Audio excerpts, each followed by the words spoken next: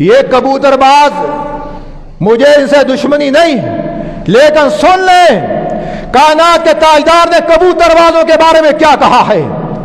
امام ابو داؤد رحمۃ اللہ علیہ حدیث نقل کرتے ہیں، اور امام احمد بن حنبل رحمہ اللہ یہ مسند احمد میں حدیث نقل کرتے ہیں۔ اس کے علاوہ امام ابن حبان نے بھی نقل کی ہے، اور اس کے علاوہ اور بھی بہت سے حدیثوں میں یہ ایک روایت موجود ہے۔ حضرت ابو ہریرہ رضی اللہ تعالیٰ عنہ فرماتے ہیں نبی محترم صلی اللہ علیہ وسلم نے مدینہ کی گلیوں میں ایک شخص کو کبوتر کے پیچھے بھاگتے ہوئے دیکھا۔ کبوتر کے پیچھے آپ نے جب اس کو دیکھا فرمایا یہ شیطانہ کے پیچھے بھاگ رہا ہے۔ اب پیچھے جانے والا اس کو تو شیطان کہا، اور کبوتری کو شیطانہ کیوں کہا؟ اس کے ذریعے چونکہ ایک شیطانی فعل کیا جاتا ہے اس لیے اس کو شیطانہ کہہ دیا۔ در حقیقت کبوتر کے ذریعے جو فعل کیا گیا ہے اس کو کہا گیا کہ یہ شیطانی فعل ہے اور شیطان اس کے پیچھے لگا ہوا ہے۔ گویا کہ آپ کی زبان مبارک سے ان کبوتر بازوں کو شیطان کہا گیا ہے۔ ہم نہیں کہتے، ہم کون ہوتے؟ ہم تو بتانے والے ہیں کہ اللہ کے پیغمبر نے ان لوگوں کو شیطان کہا ہے، اور شیطانی عمل کرنے والے، ورنہ اور بھی بڑے گناہ ہیں جو انسانوں سے ہوتے ہیں، لیکن ان گناہوں کی وجہ سے کسی کو یہ نہیں کہا گیا کہ یہ شیطان ہے۔ کائنات کی تاجدار کی زبان مبارک کہ وما ينطق عن الهوى ان هو الا وحی یوحی، پیغمبر اپنی طرف سے کوئی ایک حرف بھی اپنی زبان پر نہیں لاتا، وہ تو بات وہ کرتا ہے ان ہوا الا وحی یوحی کہ اس پر وحی آتی ہے اور وہ وحی کی روشنی میں اپنی بات کو آگے لوگوں تک پہنچاتا ہے۔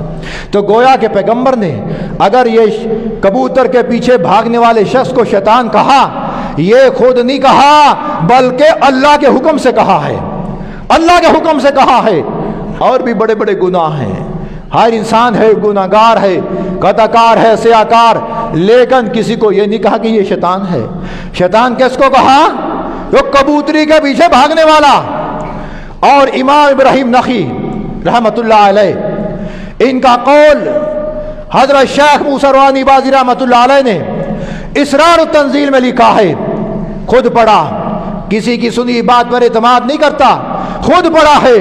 کہا کبوتر باز کو اس وقت تک موت نہیں آتی جب تک یہ اپنی زندگی میں فقر و فاقہ کی ذائقہ نہ چکھ لے۔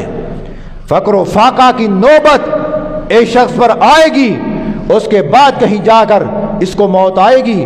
سن لو یہ فقر و فاقہ سے ڈرنے والوں، رات دن غربت کا رونے والوں، کبھی یہ بھی دیکھو اللہ کے پیغمبر اور ہمارے ائمہ سلف صالحین نے کبوتر بازوں کے حوالے سے کیا کیا باتیں کی ہیں۔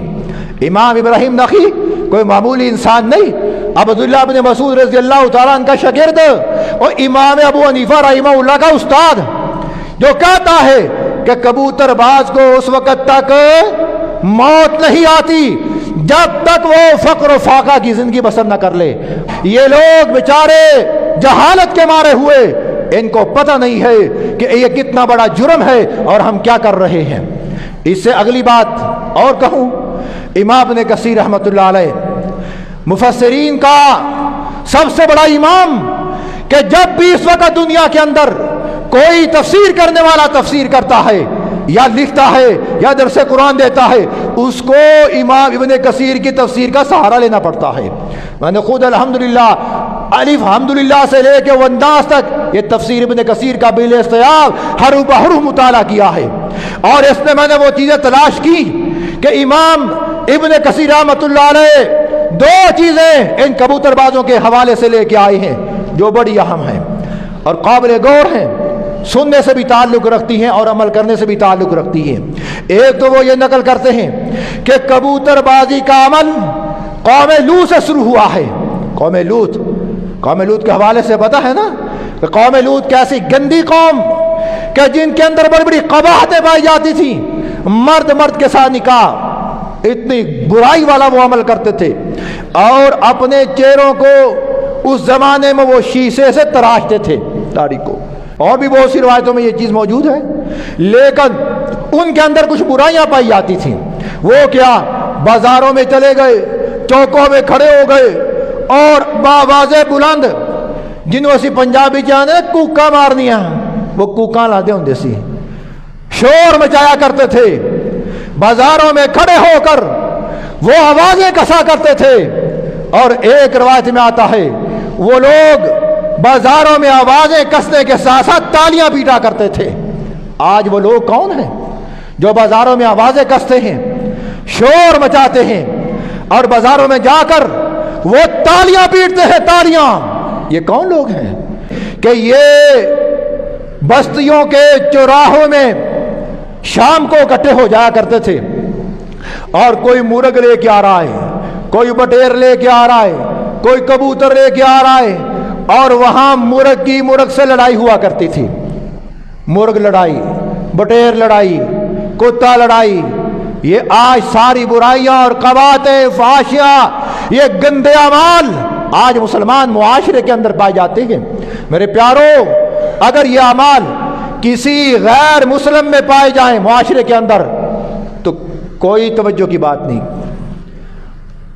جو ماحول اسلامی ماحول کہلاتا ہے، جس معاشرے کے اندر مسجدیں تمہارے اہل اسلام ہونے کی نمائندگی کرتی ہیں، جو معاشرہ ایک اسلامی معاشرہ کہلاتا ہے، جس معاشرے کو مسلم معاشرہ کہا جاتا ہے، آج اس معاشرے کے اندر یہ کبوتر بازی، یہ مرغ لڑائی، یہ بٹیر لڑائی، یہ شراب کی محفلیں اور بھٹیاں، یہ قوم لوط والا معاشرہ ہے۔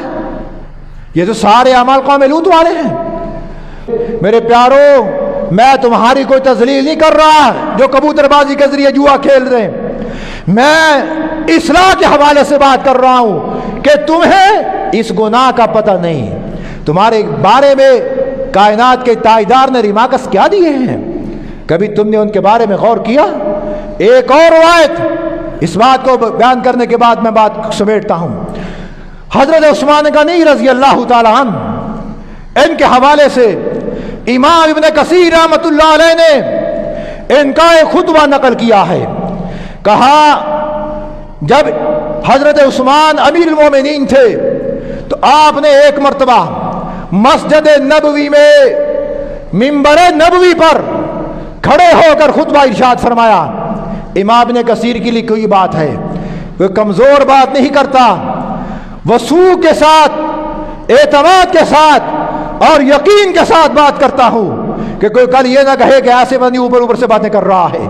امام ابن کثیر رحمۃ اللہ علیہ تفسیر ابن کثیر میں لکھا ہے، کہا حضرت عثمان غنی رضی اللہ تعالیٰ عنہ نے مسجد نبوی کے منبر پر کھڑے ہو کر خطبہ ارشاد فرمایا اور آپ نے خطبے میں کبوتر بازوں کی مذمت فرمائی اور کہا کبوتر بازوں، کبوتر بازی سے باز آ جاؤ، اگر تم باز نہ آئے میں تمہارے کبوتروں کے پروں کو کاٹ دوں گا اور تمہارے لیے سزا جاری کروں گا۔ اور ایک روایت میں نے اور پڑھی، وہ بہت عرصہ پہلے پڑھی، 1994 میں والد گرامی رحمۃ اللہ علیہ کی الماری میں ایک بہت پرانی کتاب ہوا کرتی تھی، سچی حکایات۔ وہ اس زمانے میں نے پڑھا کہ حضرت عثمان غنی رضی اللہ تعالیٰ عنہ کے قاتلوں میں بہت بڑی تعداد کبوتر بازوں کی موجود تھی۔ آپ نے یہ پہلی مرتبہ سنا ہوگا۔ میں ان کو اس بات کی طرف توجہ دلاتا ہوں کہ تم کون سا عمل کر کے اپنا شمارہ کن لوگوں میں کر رہے ہو؟ مسلمان کہلاتے ہو لیکن یہ نہیں پتا کہ ہم کس کیٹیگری کے لوگ ہیں اور ہمارا شمارہ کن لوگوں میں موجود ہے۔